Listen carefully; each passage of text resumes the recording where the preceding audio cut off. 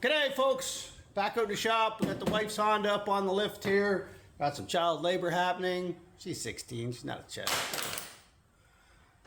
And she knocks my tools over, near break stuff. Kids. Anyways, it's in here for rear wheel bearings. Oh my God, are you just destined to break that tool? I am, I really am. We have a bad wheel bearing on this side. The other one's okay, but I'm going to change both because if one's gone, the other one ain't far behind. So I'll just do them both while it's here. Well, I don't know if it's showing up, so I'm going to get the camera nice and close.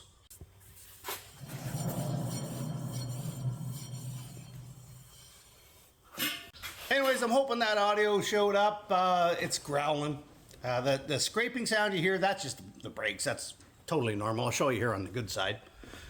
And actually, because the wheel bearing is still tight on this side, it won't spin the same, but you can hear that. That's just the brakes.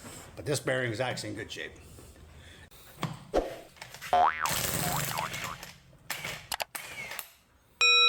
Alright, so to get the wheel bearing out of this, we're getting the whole hub assembly out. So we need to remove the brakes. So to get the brakes off, these two are your pins. These brakes were put on not that long ago. That's why everything's still shiny in the rust belt, which is unusual. Then the bigger ones back in here that hold the bracket part on.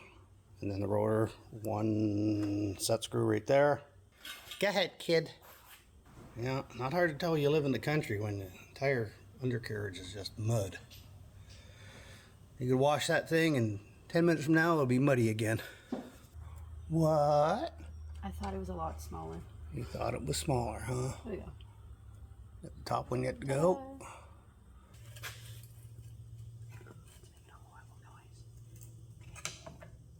Go with it.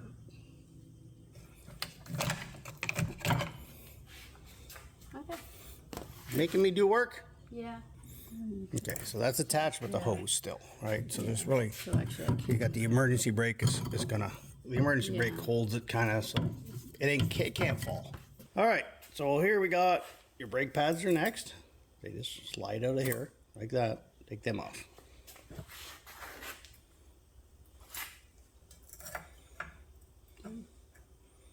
Pull them all the way. wow. All right, so once you get the brake caliper off, you need this bolt and this bolt. So these two guys are right here, have to come out, and that takes this bracket off. Those are, I think they're 18s or 19s. Once you get them going, they should loosen up pretty good. You might be able to pull them out by hand. Yeah, there you go. Go ahead. All right, there's a caliper bracket. Put it over there with the other stuff. Okay, so the lock screw for the brake rotor spun out by hand, no problem. As you can see, the rotor's only been on there, I think, a month. So it wasn't rusted in at all. If you are going to do that, then you want to be using an impact driver. Okay, so this has only been on here like a month. There's anti-seizing behind, in fact, you can still see some. And that thing is locked on there, even with the screws out. So normally, you can just thread a bolt into these and it'll pop them out. Not all rotors have those, so I know people like to say, oh, you're an idiot, just thread it. They don't all exist there, guys. They're not always in there, and they're same as the set screws. They're not always there. We can just thread it in, but we're just going to give it a smack with a hammer, because by the time I find a bolt, I could already have it off. Okay, so once again, we're going to use the right tool for the job. Go ahead. Yeah, I don't want to. Look at that. That's all it took. One little wrap. Again, all these people, oh, you're an idiot, thread the bolt in. Well, I don't need to all the time. Sometimes just a hammer will do it. A bad wheel bearing.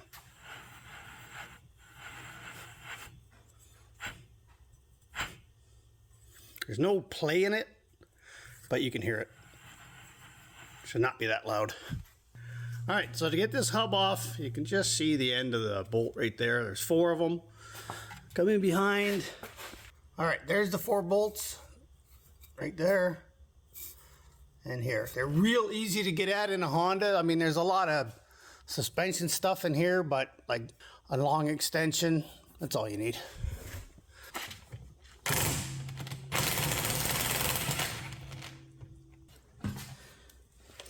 Everything's in the way.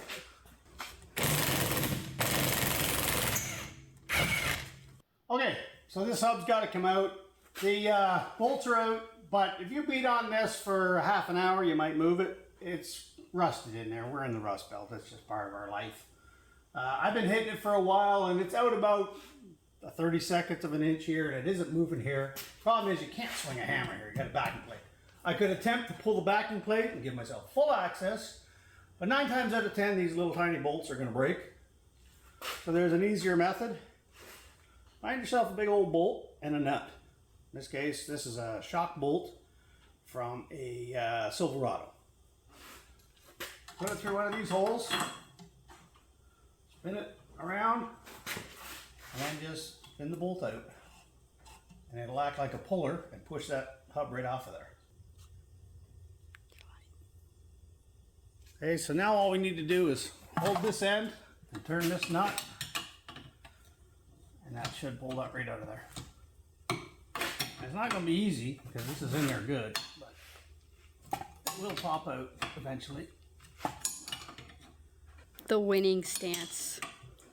Is that what that is? That's the car is so low that Katie can work on its stance. Yeah. Oops. I would have this up another foot. Do you want me to put it up another foot? No, I got this. Good catch.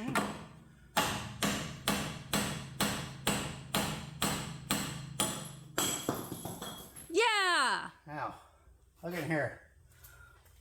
Look at the corrosion. So your ABS sensor, if you have that, is right in there. You see, when I get it cleaned up, you'll see a little better. But you got to be careful when you clean in here before you put your new one. If you hit that ABS sensor, you ruin it. So we just hit her with some penetrating oil here. This is all aluminum here, right? So this is all aluminum oxide and water. And they're supposed to be in here, right there. You see where my finger is. There's supposed to be a hole to let water out.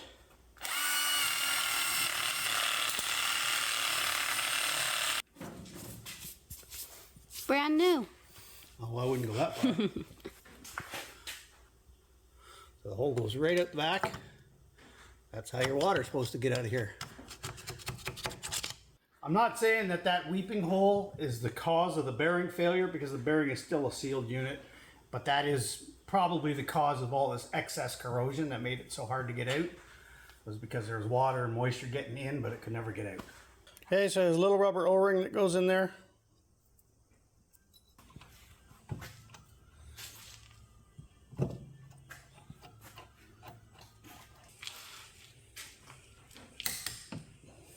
That'll have to do. All right, so there's the wheel bearing on. You can see the protrusion of the bolts a bit. We got everything covered in anti-seize, and you can hear how much quieter that is. What's next, Katie? Rotor. Put her on. We're just putting some anti-seize on before we put the rotor. Okay, putting in the little goofy lock screws.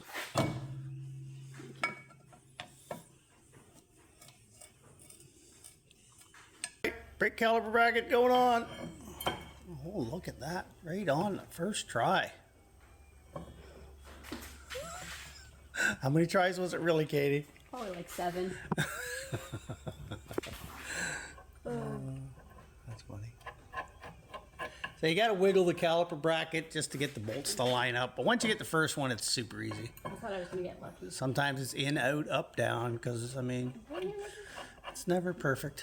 You got to kind of do like this, and while spinning it until you find the hole. Now you got it. Katie's getting so good at this, she may be my new brake specialist. Unfortunately for me, Mom goes through her brakes so much. Well, she does. They treat the driveway like pit road at Daytona. That's true. All right, Katie's already got the new bottom slide in. Now she's doing the top slide. Okay, Katie's just finishing pushing the piston back here because since we got it apart and the pads were about half worn, we're gonna put new ones on. So that's good. That should be far enough. Okay. You can just see in there how that piston's turning. Because these aren't the kind you push, these are screw-ins. All right, back brake pads in. There's your wear indicator. There you go. Just like that. They should be able to move. If they're really tight, you end up having to clean in here, or even sometimes I've had to take a grinder to this little ear here, because if they can't move, you're just going to wear them out prematurely. All right, just going to put the caliper on. Like you see, we already backed the piston all the way in, so this will just slide right into place. Should. Should, could, would, is gonna. Don't be so negative. So I do a little wiggle, push in while you do it. It'll go right in. Once you get your bolt holes lined up, put some bolts in.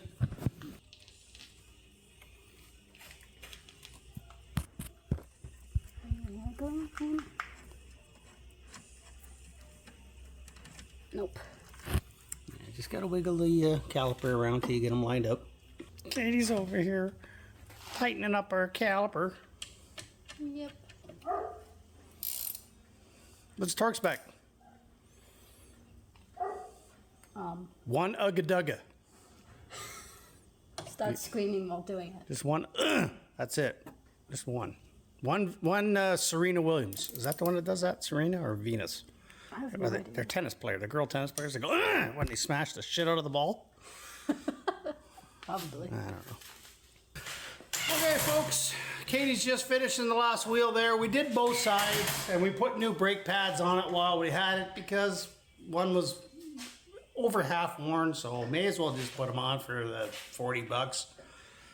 Anyway, we're gonna get this thing all done and out of here. That's how you do your, well, in this case, rear brakes and the wheel bearings in the rear of a 2016 Honda Accord and just about a whole bunch of other different Hondas, because that's the way they do the rear ones. Anyways, thanks for watching. Like, comment, and subscribe. We'll see you on the next one. Wave goodbye, Katie.